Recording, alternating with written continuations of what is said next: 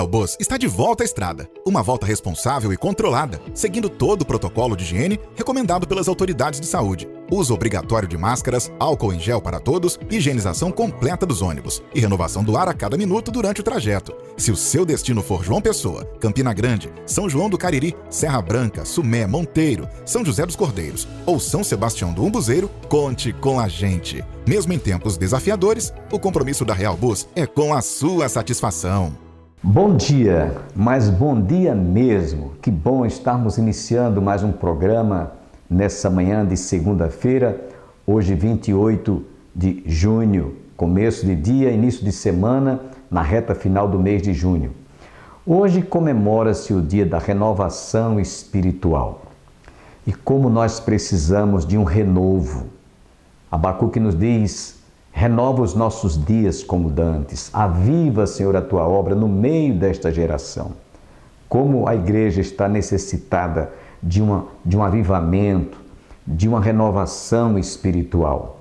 E eu acredito que todo cristão, ele precisa realmente de buscar esse avivamento, essa renovação, esse reencontro permanente, contínuo, ininterrupto com a pessoa do Espírito Santo de Deus, o qual veio para nos avivar, para nos renovar, para nos encher do Espírito, conforme Paulo escrevendo aos Efésios nos diz que não vos embriagueis com vinho onde há contenda, mas enchei-vos do Espírito. Então, nesse dia de renovação espiritual, deixo aqui o meu recado para toda a igreja, para todos quantos estão conosco. Outra vez estaremos ouvindo dentro de instantes o pastor Antônio Júnior, co-pastor da Igreja do Calvário, trazendo a conclusão do estudo último realizado, baseado na primeira carta de Pedro, capítulo 3.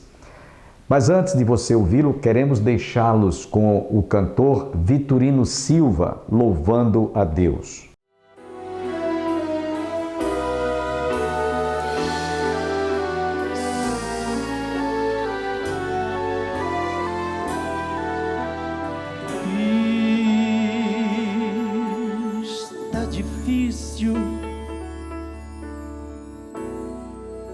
Está fechado o seu caminho em toda direção. Aqui, ó, não tem jeito.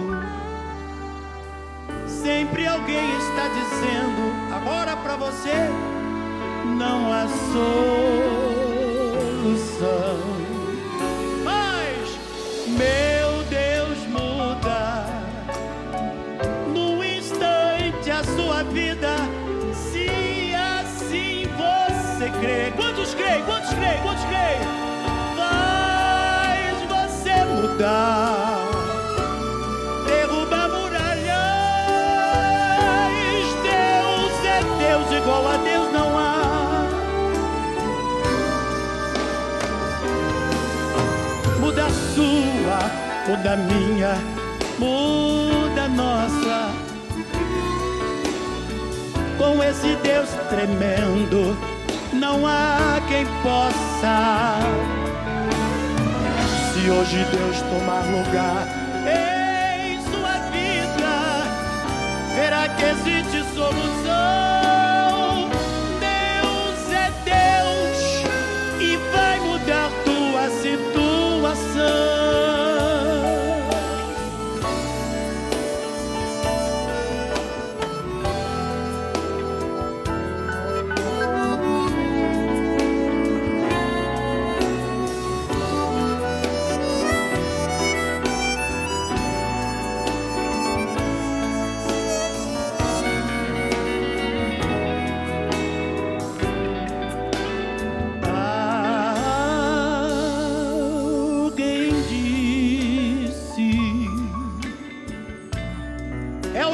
Sua vida, você perdido está.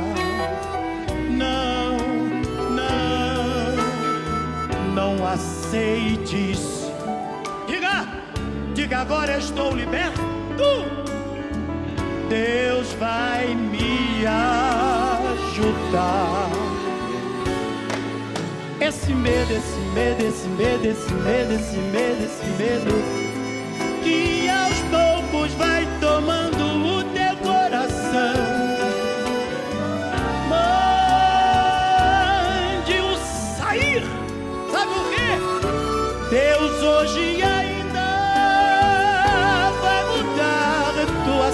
situação.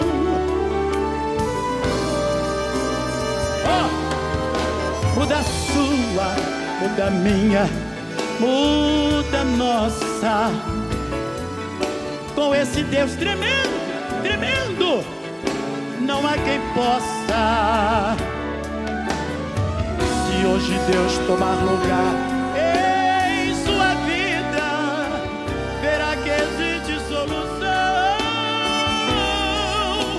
Deus é Deus e pela fé já mudou nossa situação. Muda a sua, muda, muda, muda a minha, muda a nossa. E eu digo aleluia, aleluia. Com esse Deus tremendo, não há quem possa. Se hoje Deus tomar lugar em sua vida, verá que existe solução. Deus é Deus e já mudou nossa situação. Quantos creem? Quantos creem que Ele já mudou? Deus é Deus e já mudou nossa situação.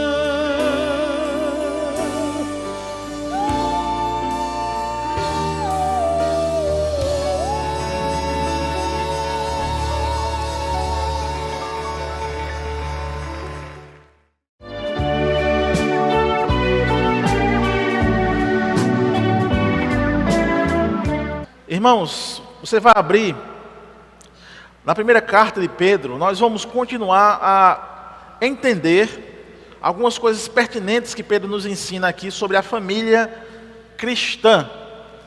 Então, semana passada nós vimos aqui como é a esposa cristã. Hoje nós vamos olhar para esse lar cristão, né? Esse lar que Pedro olhou e então ele revelou a vontade de Deus para esse lar cristão. E ele falou especificamente das esposas. Na semana passada, aqui eu vou trazer então algumas ideias que são pertinentes ao que a gente aprendeu. Mas antes disso, vamos ler o capítulo número 3 e o verso de número 7. Só esse verso hoje. Amém? Ele diz assim: maridos, vós igualmente vivei a vida comum no lar, ou do lar, com discernimento e tendo consideração para com a vossa mulher, como parte mais frágil. Tratai-a com dignidade, pois sois juntamente herdeiros da mesma graça de vida, para que não se interrompam as vossas orações. Então vamos tentar refletir aqui, irmãos, o que Pedro está dizendo nesse versículo sobre o papel do marido no lar, né? Sobre o que ele deve realmente fazer e sobre algumas coisas que, se nós negligenciarmos, vai de fato ter um caos na nossa família. Agora, Pedro, nessa carta, semana passada a gente viu que ele se dirigiu às mulheres, às esposas. E o interessante é que ele se dirigiu de uma forma mais longa. Quando a gente dá uma pincelada no que a gente chama de movimento feminista, as teorias do movimento feminista que nós temos nos dias de hoje, não é? Nós vimos alguns equívocos dentro dessa teoria, ou dentro dessa construção filosófica, teórica. E as irmãs aqui lembram de como era um comportamento de um cavalheiro. O comportamento de um cavalheiro que a gente via, ouvia as histórias, ouvia na televisão, é de que um homem que era cavalheiro, educado, ele era o homem que pagava a conta quando ia para o restaurante. Não era assim que a gente aprendeu? Eita, as irmãs chegam, né? Que se tivesse uma grojinha a mais e tivesse um carro, era ele que ia abrir a porta para que a mulher entrasse. O movimento feminista, ele bate de frente com isso, porque para um movimento feminista, elas vão entender que isso é uma subjugação da mulher. Ou seja, o homem ter que pagar a conta por educação, por gentileza, por cavalheirismo, na verdade é uma opressão à mulher como sexo frágil. E então ela vai dizer assim, não, eu sou igual ao homem, então eu posso também pagar. Só que o cavalheirismo e a educação não está dizendo que a mulher não pode pagar. Está dizendo que isso é um tipo de educação e que a mulher gosta. Pelo menos a minha esposa gosta, não é?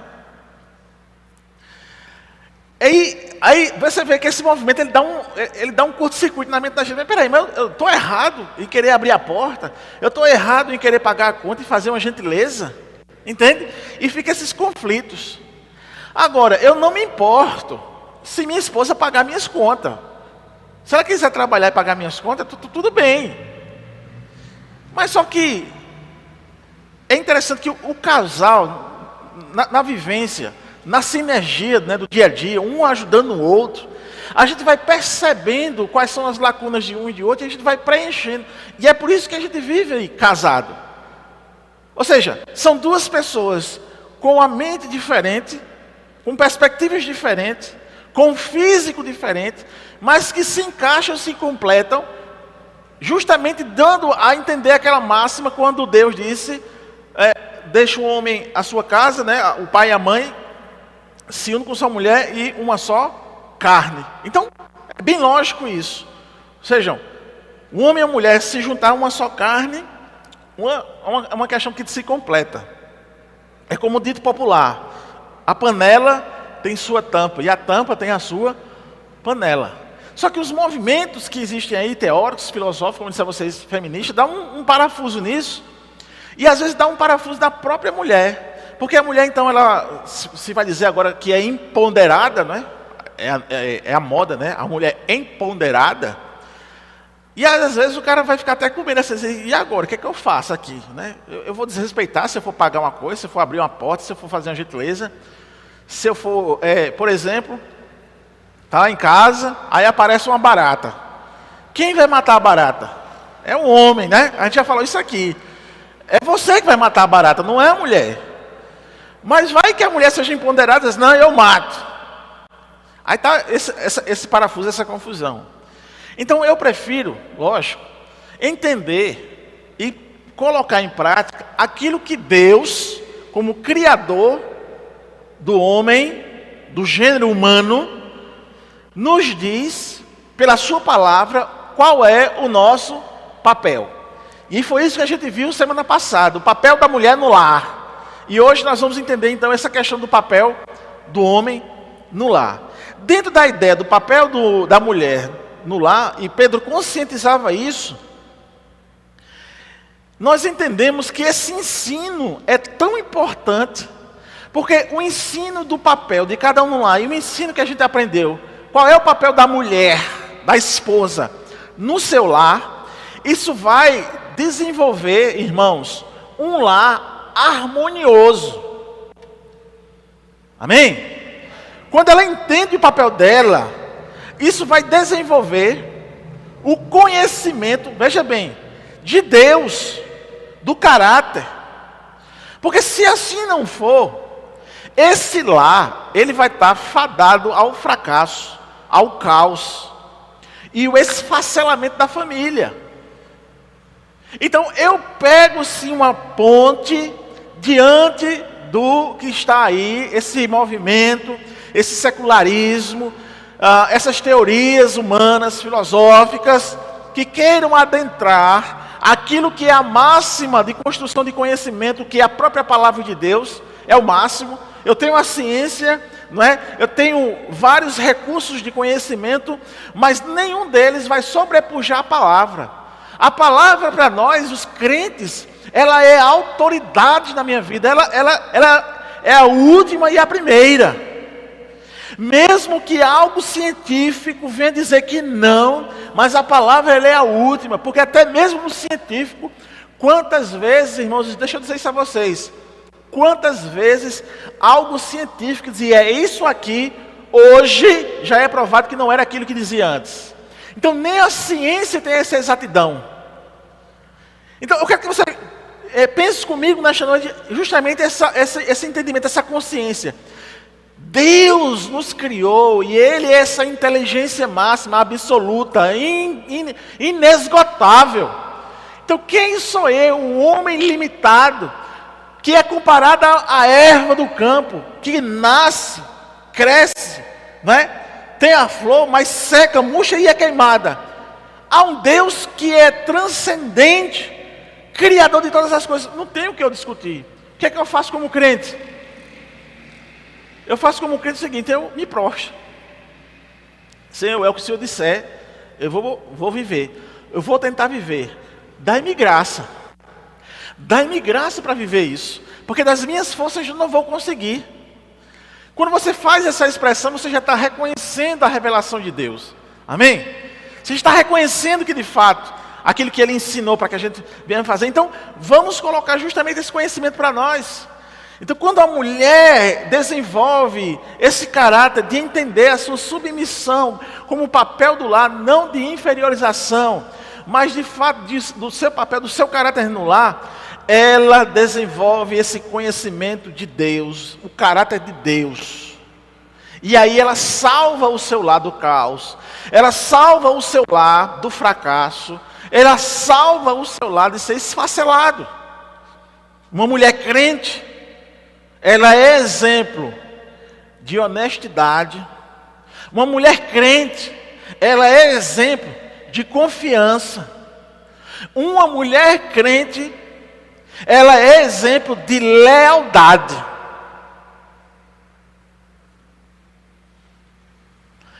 Então, os meninos que, por exemplo, estão solteiros ainda, se você vai escolher uma pessoa para casar, e é uma mulher, os meninos vão escolher uma mulher, uma menina, escolha crente.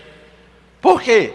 Porque você vai ter uma personalidade em casa de honestidade, uma personalidade de confiança, de lealdade, e que vai te respeitar. Por quê? Porque primeiro ela fez um compromisso com Deus. Quando eu estava desviado dos caminhos do Senhor, eu andei um pouquinho torto, pouquinho não, meio tortão. Quase morria. Os irmãos, alguns conhecem meu testemunho. Deus falou no meu coração: você não morreu porque sua mãe ora por você. Quando eu retornei ao Evangelho, eu fiz uma oração a Deus. Eu disse: Deus, eu quero casar com alguém que seja crente. E eu disse algo mais, que tenha a veia missionária. Eu entendo que naquele tempo eu estava fazendo uma oração sem entendimento. Quando eu dizia veia missionária, é que assim, que ela entenda o meu ministério.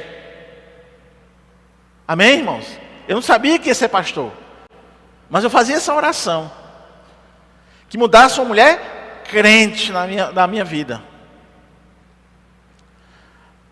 E aí, irmãos, foi justamente o que aconteceu. É tão interessante isso, irmãos, que quando a gente noivou em fevereiro de 2005. O homem não é bom de data não, né, Irama? Mas eu noivei em fevereiro de 2005. Deus disse a Irama que a gente ia casar em dezembro de 2005. Quando eu fui marcar o casamento no religioso, não tinha nenhum sábado do mês de dezembro de 2005 livre. Só tinha um, era o dia 30. Quando eu cheguei para o pastor, eu disse assim: pastor, é dia 30 de dezembro. Ele disse: não pode não, também não. Eu disse: por quê? Porque é final do ano. Eu disse: não, pastor, peraí. Final do ano é dia 31. Não é dia 30. Aí disse: tá mesmo, né, Júnior? Eu disse: é. Aí eu cá comigo, disse: Deus prometeu. E se Ele prometeu, vai ter que ter esse sábado e a gente vai casar. E foi o que aconteceu. Então, irmãos, eu fazia essa oração querendo uma mulher justamente isso. Uma mulher com um exemplo de honestidade, de confiança, de lealdade e que me respeitasse como marido.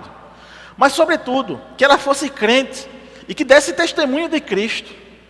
Por quê? Porque além dela ganhar um marido, futuramente ela ia ganhar os filhos. Não foi isso que a gente aprendeu? Pedro diz justamente essa característica. A mulher crente, ela então, dando testemunho de Cristo, ela consegue então ganhar o marido e ganhar os filhos.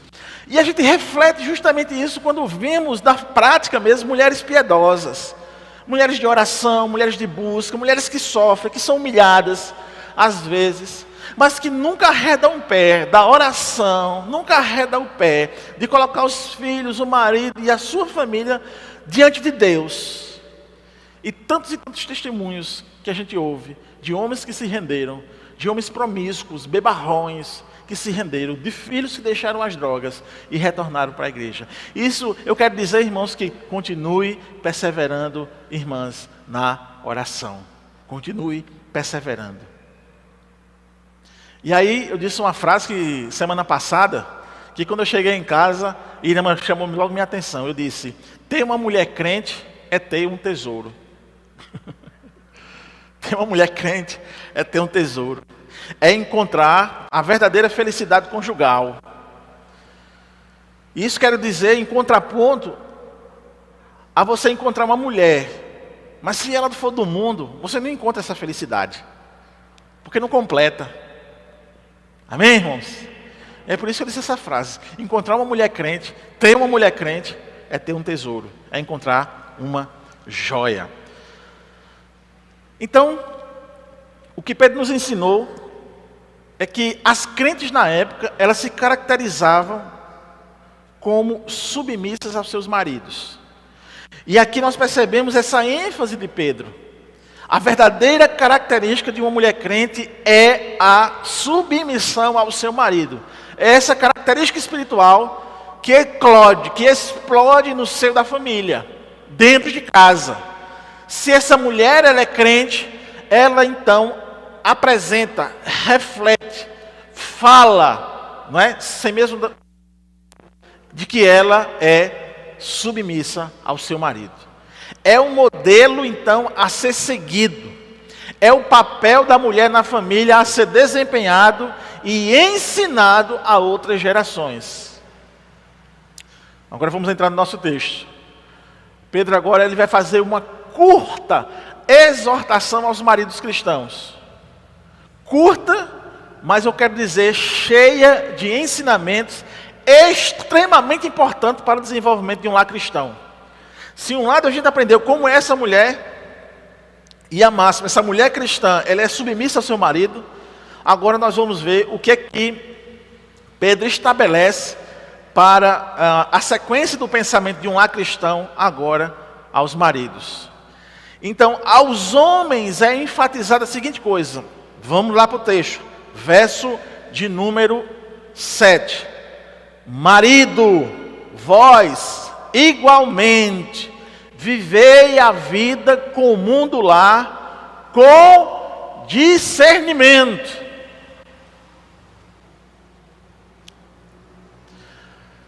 A expressão no grego, para transliterar para o português, é assim: morando juntos segundo a sabedoria. O entendimento é esse.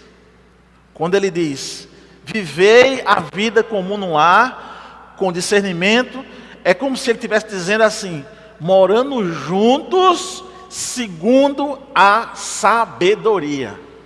Veja, irmãos, que num lar cristão, onde o homem e a mulher são crentes, há essa junção do conhecimento de Deus e do desenvolvimento, então, de sabedoria. Sabedoria. Isso quer dizer que no lar, quando no mesmo teto, o homem e a mulher desenvolve a vida familiar, e assim acontece essa vida em comum, vivendo junto com a mulher. Nesse lar, a mulher, sendo essa parte mais frágil, e aí é interessante, porque eu digo essa parte mais frágil, porque o termo no grego lá, né, skeios, dizer vaso mais fraco. Então, a ideia aqui, diferentemente do feminismo, né, vai bater de frente com o feminismo, biblicamente falando, a mulher, ela tem esse entendimento diante de Deus, ou para Deus, como sua feitura, como Ele mesmo fez, Ele mesmo conhece o lado feminino, dessa parte mais frágil. Agora, entrando no contexto, naquele contexto geral, eu entendo, eu sei, que havia mulheres guerreiras, sangue no olho, que empunhavam uma espada e iam para as frentes de batalha. Mas eu pergunto a vocês, na maioria, quem era que ia para a guerra? Homem. Por causa do físico, por causa de toda, não é só uma conjuntura cultural, é uma conjuntura da natureza, da própria natureza humana. Embora algumas mulheres fossem, que eram mulheres que tinham mais esse empenho, se engajavam mais, mas era a minoria.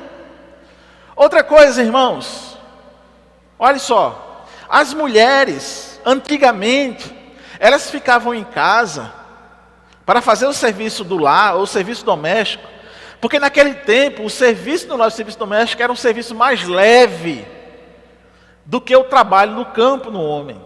Então, na economia, né, antes da industrialização, a economia se dava pela agricultura, pela criação de animais, não é? Enfim, pelo comércio, mas tinha que carregar mercadoria e tal, fazer muita coisa. Era exaustivo o trabalho. E o trabalho mais leve estava justamente em casa, que era cuidar dos filhos, cuidar da comida e cuidar da casa. Era o trabalho mais leve. Lógico, eu entendo, a situação mudou. Existem trabalhos hoje, externos, que são mais leves do que o doméstico. Exemplo, eu trabalho pela manhã e eu trabalho em frente a um computador. Eu trabalho com leitura e produção de textos, né? Eu produzo conhecimento a partir dos dados que eu coleto. Esperamos que todos tenham sido profundamente enriquecidos e abençoados através desse importante estudo. Amanhã nós estaremos trazendo a primeira parte da mensagem que nós pregamos em nossa igreja sobre controvérsias do caminho para o céu. Não percam. Que todos recebam as bênçãos do Pai, do Filho e do Espírito Santo e até amanhã, se Deus quiser.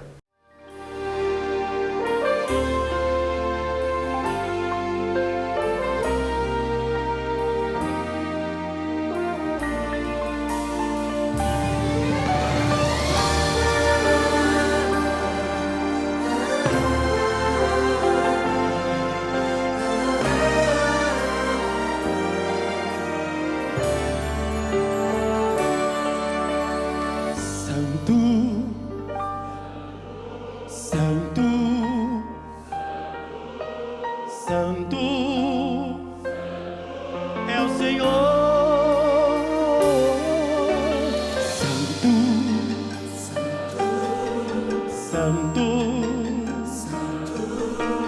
Santo é o Senhor. Pois tu fizeste o céu e a terra, as estrelas fizeste o mar, também fizeste o homem a sua criação.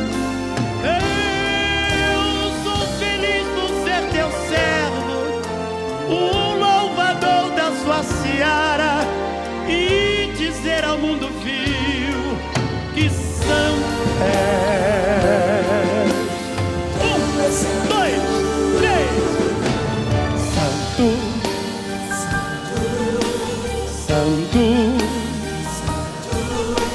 Santo,